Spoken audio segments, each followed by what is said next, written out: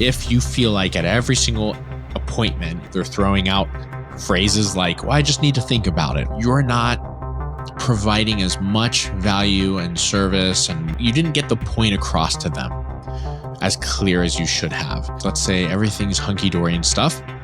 When you get kind of towards the end of that sales pitch, if they start throwing objections at you, this is where I want you to pay particular attention to what they're saying and how often this comes up for you. So again, it's not easy to like collect all this data, but just kind of try to keep it on the top of your mind.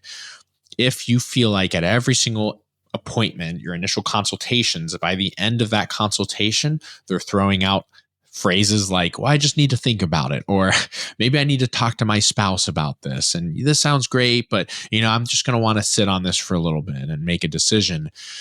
Probably you're not providing as much value and service and whatever, like you didn't get the point across to them as clear as you should have. They might feel confused. Maybe they just feel like the pricing points, again, were a little bit strange or whatever. Like, it's hard to tell for certain. So try to dig back through that appointment and just see, did you miss any marks there? Could you have used some analogies? Could you have, again, just made things more clear and more simple and more precise and less confusing and overwhelming? But again, if you're getting a lot of these objections, just take heed of that so that you can correct for those. Almost always it's your fault as the business owner. It's not the patient's fault. It's never the customer's fault. It's your fault. You need to find a way to make sure that you're not ending up in those positions. And just by taking inventory and practicing your quote unquote, close of the sales speech is really important. Also, again, I'm a big fan of practice and rehearsal.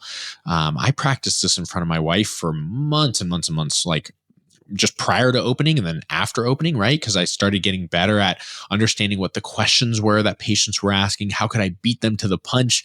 So I sounded like a genius. And then what were the most common objections and why were they being given? Was I not presenting the value well enough? Okay, let's just say I did all those things correctly. Every now and then you're going to get some objections. That's normal. Okay, that's just life. You're never going to close 100% of your patients or customers, right? The goal is to just keep that number as high as possible so that you get some revenue and some profits. So let's say you've done all those things and they start giving you some objections. Try to pull these people back into the sales conversation. This is where it gets even more uncomfortable, especially if you're introverted or you just don't like being confrontational. So try not to frame it that way. A lot of us frame it as like, again, confrontational or like aggressive or something like that. That's not what this is. If a patient says you gave them all this great value and advice and the whole spiel, and at the very end they say, Nico, I feel like I need to talk to my spouse about this. Instead of just immediately going to, hey, I totally get it, no problem, like talk to you later, maybe just kind of pull them back into the sales conversation a little bit. Hey, Sarah, I totally get that. I like to talk to my wife too about things. I think that's really important. But I'm just curious, you spent all this time going through all these hoops, right? Getting signed up, getting scheduled, finding time to get your blood work done, paying for the blood work, driving all the way here to my clinic, sitting in front of me for an hour, going over all these things, the symptoms that you described. Like, I feel that deep down because, I remember feeling things similarly to that in your position, or I've had so many patients in those same positions.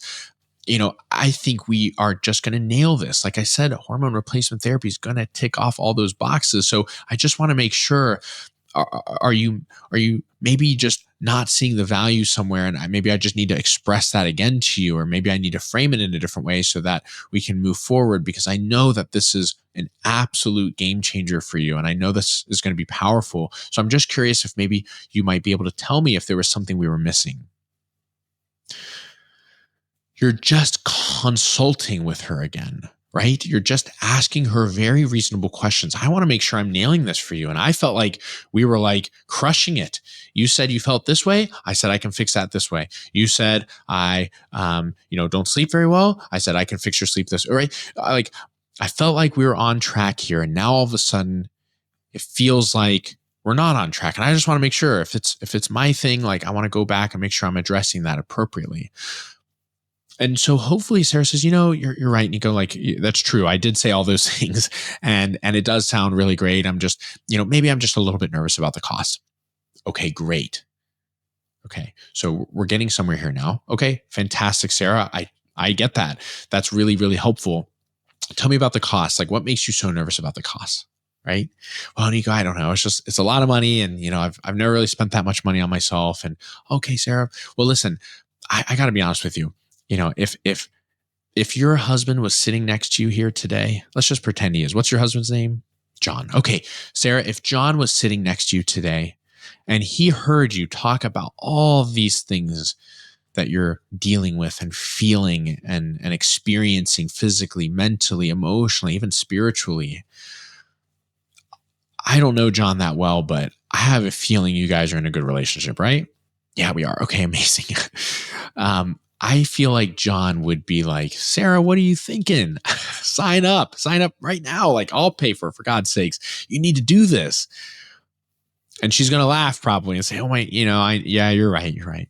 And then say, hey, Sarah, if John was in your shoes and you're sitting next to John, by the way, I think you should totally bring John in. But if John is sitting here telling me all the things that he's feeling and experiencing and dealing with, and I can provide a really good solution for him, would you not say, babe, you got to do this? Yeah, I probably would. Okay. Listen to me. Give me 3 months. Would you do this for 3 months? Okay. I'm not asking for all your money up front. Just give me 3 months. If in 3 months, I can't make a really good move for you, if we can't create some great health outcomes, even just within 3 months, I'll tell you, I get it. And you're welcome to just walk away. But I think we're going to absolutely nail this. Could you just do this for 3 months? Please, I'm asking you.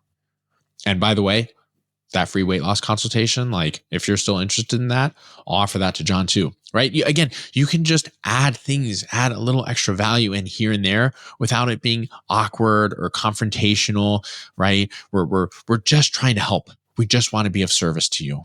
And if I can provide that to you, I'm going to be so pleased. I'm going to be so happy. So please, can you allow me to just kind of step in and help you? And we're giving her permission. That is really important. I talked about this at our live event recently. So many of your patients, your customers, they need permission to buy from you. They need permission to feel better. They need permission to take the leap of faith that they've probably been, pondering for weeks, months, maybe years, and they've not had the courage to do it. Now they're finally there. And I talk about this a lot too. Like, you have a moral obligation to help people who are suffering. That's what we signed up for.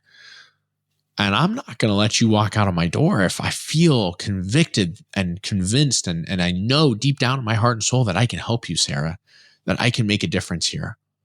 I mean that. And I'm not going to let you lose any money over that. If you are with me for 3 months and you hate it, I'll give you every penny back. Right? This is your business. Now is the time when you can start, if you're especially on the early days where you're just trying to grow, add some value in there. Offer a guarantee if you need to, whatever it is, make it happen and feel so confident in that it's unshakable and undeniable. And just try to rope them back into that sales conversation. If they push back again and again, it's okay. Let it go. Okay. They might really want to think about that. And by the way, I respect that. I'm not going to be that gross, pushy, hard sales guy. I'm not. I get it. I like to talk to my wife I really do. I like to talk to my wife about things that are expensive before I make this huge decision. It is a big decision. Okay. So there are objections like that where, again, just try to pull them back in. Just make sure that, okay, if I give you permission, would that feel better? That might be all they need. They probably don't really need to talk to their husband. They probably run all the money. If they're anything like me, their husbands don't know anything about, they probably have no idea where their bank is. Okay. So give them permission, please. And that goes for the guys too. Okay. Cause they'll do the same thing. I need to talk to my wife. I need to talk to my husband. That's fine. Okay. But I just find those things to be really helpful. And again, I think a lot of providers miss out on opportunities to just show up a little bit more for their patients and be there for them and grant them some permission and offer them some guidance and all that kinds of good stuff. So Guys, I hope this is helpful because I know the sales thing can be really challenging, and it's not easy when, in the past you were working for a family care practice and, you're just wheeling and dealing antibiotics and, pred packs and whatever other things you do out of a primary care office, checking blood sugars. Now all of a sudden we're trying to really convince and almost convert people into this whole new paradigm, which is wellness medicine and hormones and all these things that you were told that were terrible for you are now amazing and they're going to help you live longer. There's so much lift to that. I mean, that's a heavy lift. And you don't have any sales background, so neither did I. So these things aren't inherent to us. So give yourself a break. First and foremost, you got this. Second of all, practice. Please practice. Practice with your spouse, with your best friend, with a sibling. I don't care who it is. Just practice. And it doesn't need to be a whole ordeal. Just sit down and run through it and ask them objectively, hey, was there any part in that felt weird or sticky or icky or whatever? Was there a part in there that, made it feel like I was like, better than you, or I don't know, whatever other things, like just don't be shy to get a little bit of constructive criticism, take a little bit of a blow to your ego. I've had many of those in my life and will continue to do so. But those are where, we'll really grow as business owners and as providers.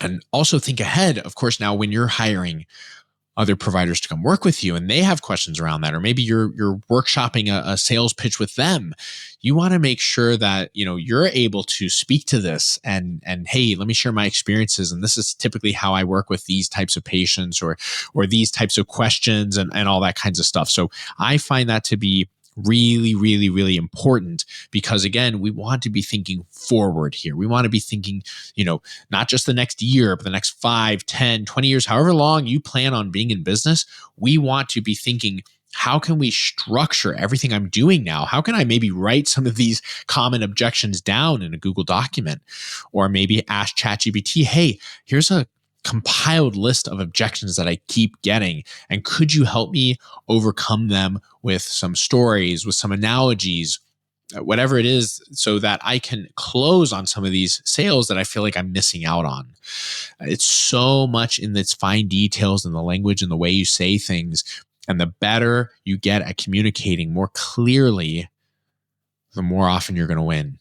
So oversharing, asking too many questions, when it comes to the sales portion, that is where a lot of people really, really mess up.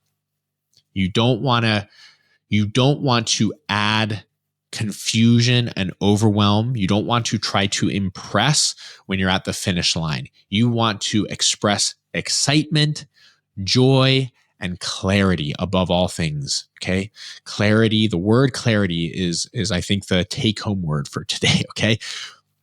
The more clear you can be, the more precise and simple you can be, the better chances you have of getting someone to convert and to make the sale versus trying to, again, be impressive sounding and overwhelming them with data and randomized control trials and stuff like that. I almost always say if patients feel the need to ask you for those things, you've probably missed the mark somewhere, right? If they feel like, oh, I don't know if I trust you, that's fair. Look, I've only known you for an hour, but my goal was to answer every single one of your questions before you even had them. And that's a really good sign. Again, if we get through the educational part and I say, do you have any other questions? And they're like, no, I think you covered everything. Perfect. I nailed it. If they start asking me, does it cause prostate cancer? Does it cause heart disease? Does it cause breast cancer? I lost. Man, dang it. Now I have to explain all these things. And it's also going to feel like, hey, were you ever going to go over that? Or were you just going to assume that I wouldn't ask that? And now I'm going to go home and Google this and freak out. Okay. That's the last thing I want from any of my patients. So please ensure that if you feel like you get that a lot, again, I'm not downplaying the importance of that for some people. Some people want that, but if you just feel that's a repetitive thing that people ask you a lot, you're probably not educating them and pre-educating them enough before they come into the clinic. Okay. So that's really important. Thank you so much for checking out this clip and tuning in. I hope you enjoyed it. If you really liked it, I definitely recommend that you click here to watch the whole entire video where I go into much more detail. Thank you again for joining, and I'll see you there.